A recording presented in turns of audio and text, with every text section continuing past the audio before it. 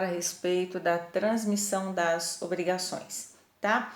Bom, o que nós temos que entender, né? Ou melhor, relembrar até do que nós já falamos, que a relação obrigacional ela vai admitir alterações na composição de seus elementos essenciais. Quais são eles? O conteúdo ou objeto e os seus sujeitos, que é o sujeito ativo e o sujeito passivo, perfeito? Então, a mudança no conteúdo da obrigação, ela aparece com a subrogação real e com a transação. Então, se a obrigação é um valor que integra o patrimônio do credor, poderá ela também ser objeto de quê? De transmissão da mesma forma que os outros direitos patrimoniais. Portanto, pode-se aceitar com facilidade o que? A possibilidade de uma substituição da pessoa do credor em face o quê? Ao que a gente denomina de cessão de crédito. Então, o direito moderno ele admite com muita facilidade a livre transferência das obrigações, quer quanto o lado ativo, quer quanto o lado passivo, né? Então, concorda-se hoje que a transferência ela pode ocorrer ativa ou passivamente, mediante o quê? Sucessão hereditária ou título particular, por atos intervivos, tá?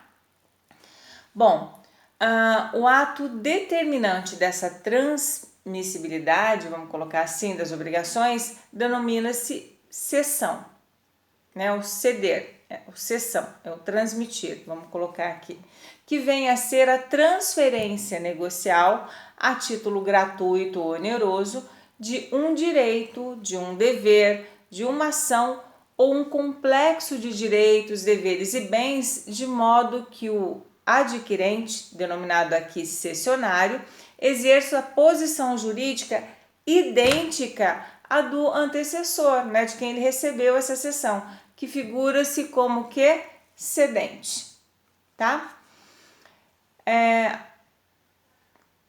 A transmissibilidade das várias posições obrigacionais, ela pode ocorrer então presente os requisitos, alguns requisitos para sua eficácia. De que forma? Quais são as espécies que eu tenho de transmissibilidade de obrigação? Cessão de crédito, né, pela qual o credor ele transfere a outrem os seus direitos na relação obrigacional. A cessão de débito, que constitui um negócio jurídico pelo qual o devedor transfere a outra pessoa a sua posição na relação jurídica sem inovar, ou seja, sem acarretar a criação de uma nova obrigação e a extinção da anterior. Ou ainda pela cessão de contrato, em que se procede o quê? A transmissão ao cessionário de uma inteira posição contratual do cedente, como sucede na transferência a terceiro, feita pelo promitente ou comprador, ou de sua posição no compromisso da compra e venda de um imóvel loteado sem anuência do meu credor.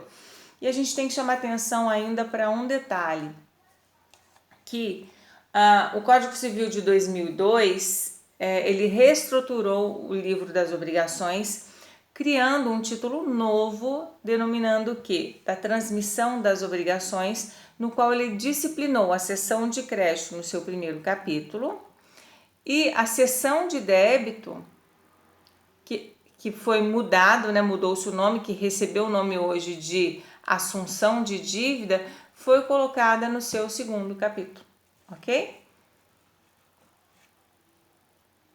Nós vamos começar a falar hoje, então, um pouquinho da cessão de crédito. O que vem a ser, então, essa cessão de crédito? Cessão de crédito nada mais é do que um negócio jurídico bilateral, pela qual o credor transfere a outrem seus direitos na relação obrigacional. Então, trata-se de um dos mais importantes instrumentos da vida econômica atual, especificamente na modalidade de desconto bancário. Por quê? Pelo qual o comerciante ele faz o quê? Transfere os seus créditos a uma instituição financeira. observe-se que tem-se aí nitidamente o quê? Uma feição contratual, né? O instituto que nós estamos estudando, que é essa seção de crédito, ela pode configurar tanto alienação onerosa como gratuita, tá? Preponderando, no entanto, a primeira espécie, ou seja, a alienação onerosa, tá? Adriana, mas quais são então os personagens dessa seção de crédito?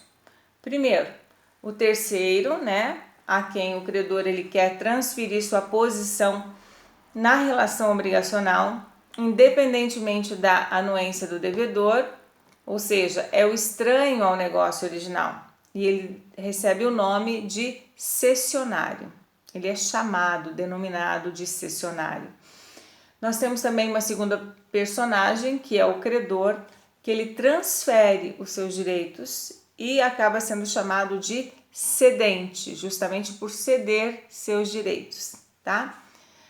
E nós temos ainda um outro personagem, que é o devedor, né? Ou, como nós vamos chamar aqui, de cedido, que não participa necessariamente da cessão e que pode ser, cessão esta, né, que pode ser o quê? Realizada sem a sua anuência. Mas ela deve ser, no entanto, ou melhor, ele deve ser, no entanto, comunicado para que se possa solver a obrigação ao legítimo detentor do crédito, tá? Então, só para esse fim, comunica, né, o cedido, uma vez que sua anuência ou intervenção é indispensável aqui no momento, tá? O contrato de cessão, que a gente estava continuando a falar, é simplesmente consensual nesse sentido. Por quê? Porque torna-se perfeito e acabado com o acordo de vontades entre o cedente e cessionário, não exigindo que a transmissão do documento para se aperfeiçoar. No entanto, ou melhor, entretanto, né, todavia, entretanto, em alguns casos, a natureza do título exige a entrega, como sucede com os títulos de crédito, assemelhando-se, vamos colocar assim, ou assimilando-se aos contratos reais. No que diz ainda a seção de crédito e aos institutos afins, nós podemos perceber o que? A relação qual que é a diferença entre seção de crédito e dação de pagamento. Como nós colocamos anteriormente, a seção de crédito ela pode ocorrer a título gratuito ou oneroso, sendo mais comum essa última modalidade, né? Então, pode-se caracterizar também dação em pagamento quando a transferência é feita em pagamento de dívida, somente aí, tá? Bom, a seção de crédito e a venda e compra, vamos entender assim, a alienação onerosa ela vai assemelhar-se a uma venda, desempenhando um papel idêntico a esta. A cessão, contudo, ela tem por objeto um bem incorpóreo, que no caso é o crédito, né? Enquanto a compra e a venda destina-se a quem? A alienação dos bens corpóreos. Então, na compra e venda, participam apenas o comprador e o vendedor, enquanto na cessão de crédito há necessariamente os três personagens citados. Bom, a cessão de crédito e a novação subjetiva ativa. O que nós temos? A cessão de crédito ela vai se distinguir também da novação subjetiva ativa, porque na novação subjetiva ativa, além da substituição do credor, ocorre a extinção da obrigação anterior, substituída por um novo crédito. Naquela lá, né, ou seja, na cessão de crédito, existe um crédito primitivo que é transmitido ao cessionário com todos os seus acessórios. de acordo com o artigo 287, inexistindo o que? O ânibus novante, tá? E a cessão de crédito e a subrogação legal? A gente tem que entender que também não se confunde. Ainda que a cessão de crédito, vamos colocar assim, com subrogação legal, eu não vou poder confundir, porque o subrogado ele não pode exercer os direitos e ações do credor além dos limites do seu desembolso, não tendo caráter assim especulativo, de acordo com o artigo 350. A cessão de crédito, embora excepcionalmente possa ser gratuita, em geral encerra o propósito de lucro.